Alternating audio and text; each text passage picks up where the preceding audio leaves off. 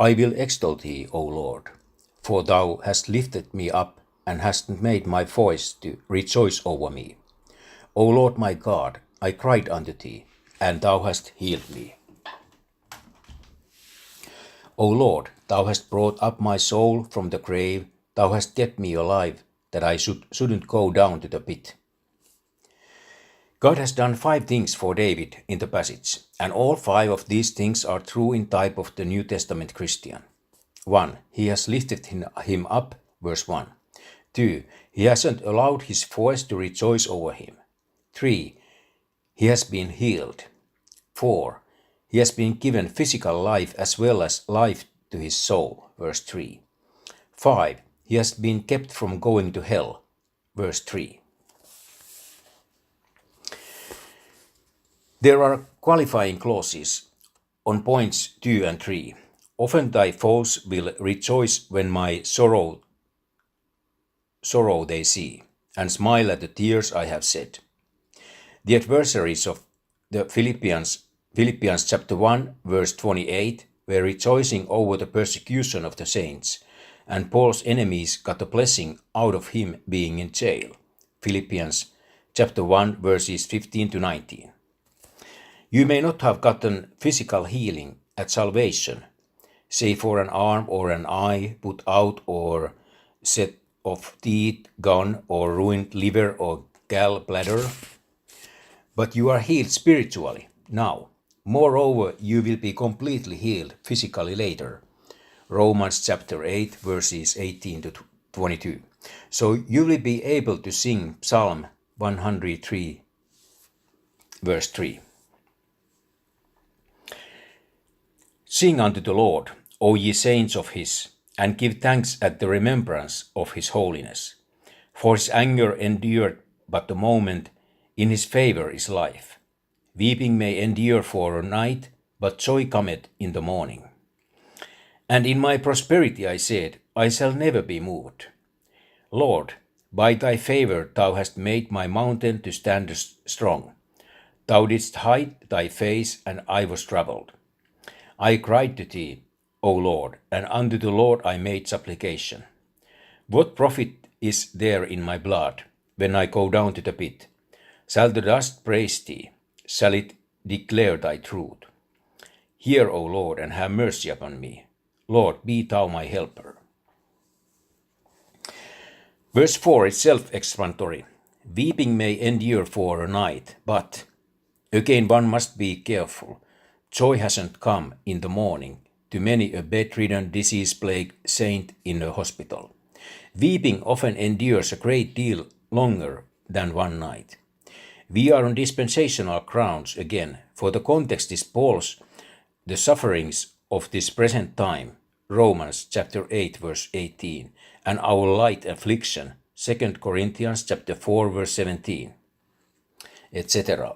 Heaven is the morning, or the second advent is the morning. Malachi chapter 4 verse 2. David says he will be satisfied with God's likeness when he wakes. That is morning.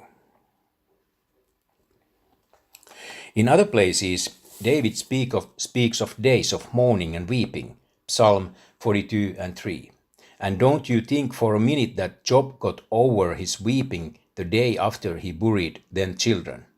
He said that tears had been his meat day and night. There was no joy in the morning for him. Job chapter 3 verses 3 and 8. Verse 6 is what Job said. Job 29:18. It's what Nebuchadnezzar said to himself. Daniel chapter 4 verse 30. Backsliding usually begins in prosperity, not adversity. The rich man in Luke chapter 12 verse 18 is in line with David at this point. We say stupid things when we are prosperous. David acknowledged that his good position came from God, verse 7, but made the mistake of thinking nothing could move him once he was there. All God had to do was hide his face, verse 7, and see Psalm 27, verse 9. Verse 9 is the content of what David cried to the Lord, verse 8. The pit and the dust are silent as far as verbal utterances are concerned. A man must be alive to declare thy truth. Only one life will soon be past, only what's done for Christ will last. Thou hast turned for me my mourning into dancing.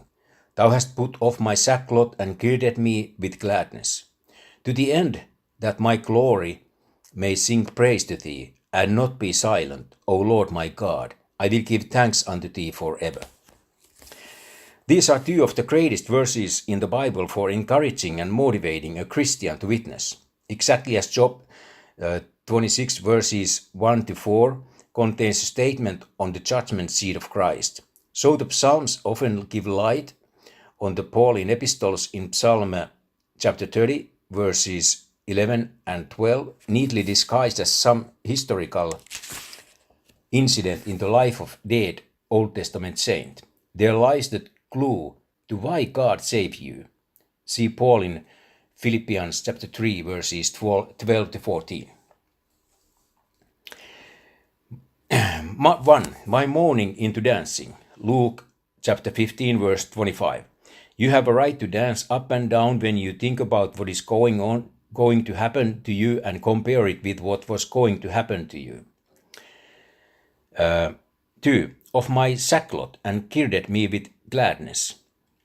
Galatians chapter 3 verses 9 and 10. You were alone in the world without hope and without God, and you are now a son of God and a joint heir with Christ in the commonwealth of Israel. Ephesians chapter 2 verses 12-13. Why? Why did God do this for you? Answer. To the end that my glory may sing praise to thee and not be silent. Christ says, Ye shall be witnesses unto me. Acts chapter 1 verse 8. David says, Let the redeemed of the Lord say so. Psalm chapter 107 verse 2. A silent Christian is a disgrace to God and the Holy Bible. If you are not a deaf mute, you have no alibi. The chief end of man is to glorify God and to enjoy his presence forever. If you are not glorifying God, verse 12, you are defeating God's purpose in creating you to start with. I know why God saved me, and I can say, for this cause came I into the world. John chapter 18 verse 37.